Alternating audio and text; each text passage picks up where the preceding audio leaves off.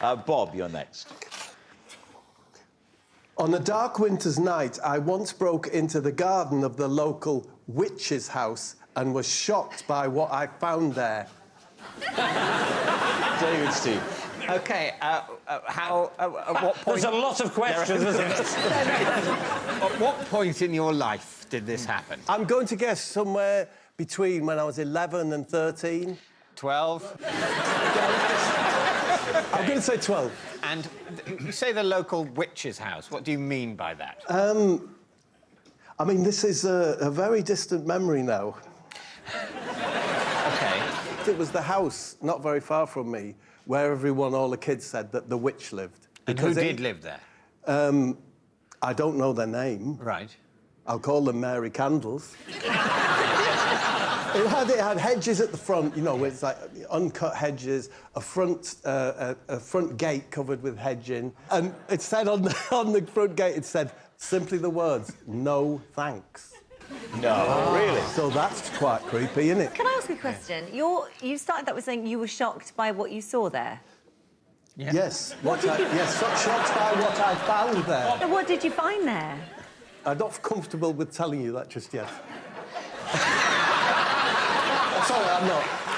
This is going so far, it's got to be a lie, isn't it? Let me just say, it does not have to be a lie.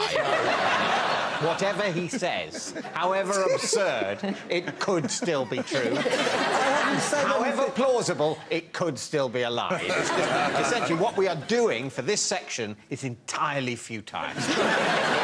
We will talk for a bit, then we will guess, then it will be over.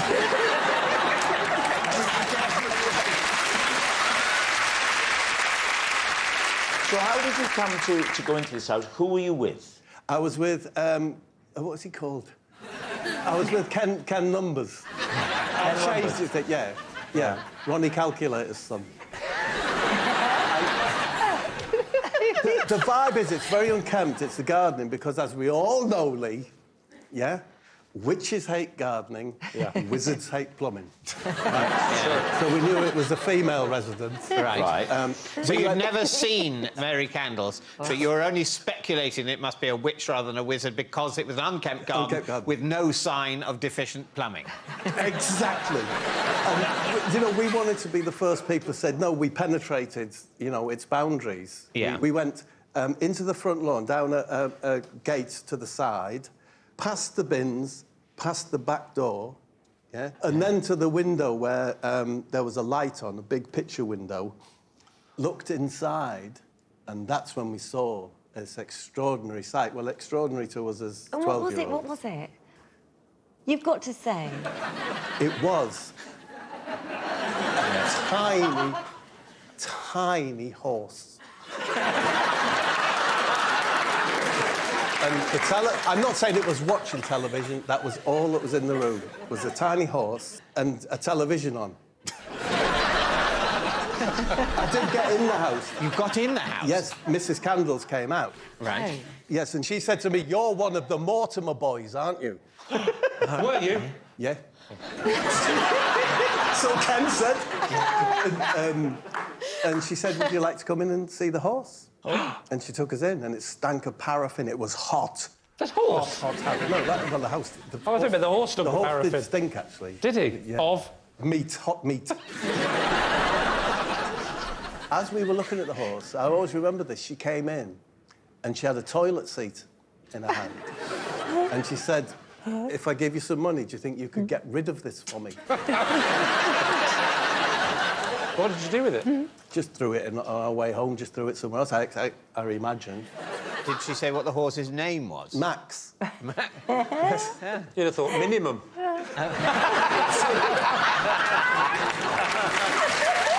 right, well, now, Suggs, what are you thinking about this? I mean, you know, it's so preposterous, but David's flung me by saying this is the way he carries on anyway. Oh, yeah.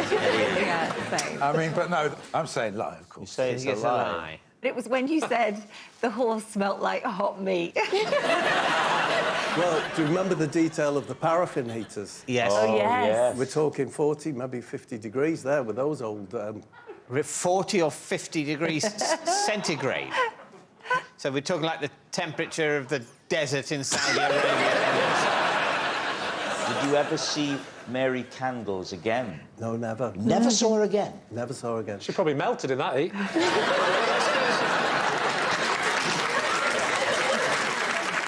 All right, what are you going to say then, David?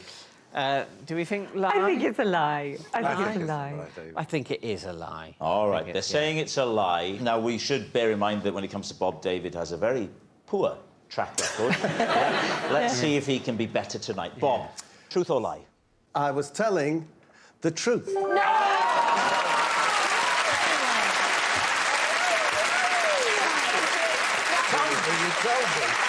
It's true. Bob really did break into a creepy garden.